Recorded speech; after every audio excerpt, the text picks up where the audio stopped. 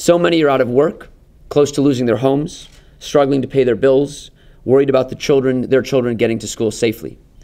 They want support, but they have been burned so many times by politicians in this state, and they are reduced to asking, who can we trust to be an honest leader? Who can we trust to fight for us with integrity?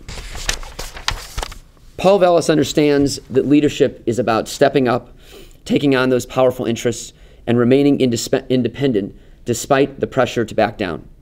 Leadership is about standing up for what's right, providing a voice for those who have not had a voice. Actions I have taken my entire professional life. There are many endorsements you can receive over the course of a campaign, and each one is valuable. I'm proud to now receive over 50 endorsements from elected officials and organizations. But at the end of the day, it's less about the quantity and more about the quality. To have the support of people like Paul Vallas, people who have always had the courage to stand up and do what's right, people like Paul Vallas who have demonstrated how much you can accomplish if you insist on putting public service ahead of political gain. Those are the endorsements I value most and make this campaign so meaningful. I'm delighted to be here today to endorse David Hoffman for the United States Senate. Now, let me point out that this is not a primary endorsement. This is an endorsement, period. I have not seen a record probably more impressive than David's.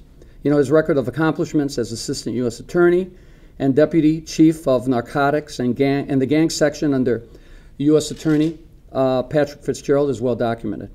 Highlights at the U.S. Attorney's Office included leading the newly created gang unit, supervising all federal gang crime investigations and prosecutions, and helping to create the new federal local gang investigation strategy that really has now become a model for the nation. I believe they're using that strategy and that training for their agents across the country.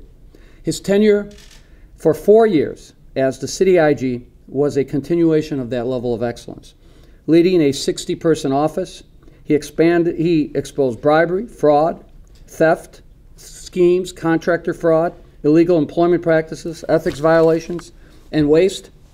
His joint investigations with the FBI and other federal agencies were unprecedented for that office, and I know a little something about that. But what was most impressive about his tenure as IG was his refusal to be bullied and intimidated and his fierce independence.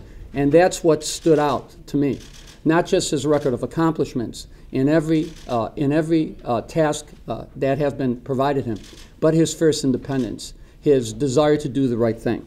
I believe he can for a couple of reasons. First of all, I really think people are looking for a change, and people are really looking for, and I'm just not using, you know, the term change has been such an overused word. I mean, this is a real change agent. You saw what he did at the IG. I think people will begin focusing on the election the 2 or 3 weeks before the election. And there's such a large undecided. Notice, you know, the candidate leading the polls doesn't have 50%. And I believe it's like 40% plus undecided.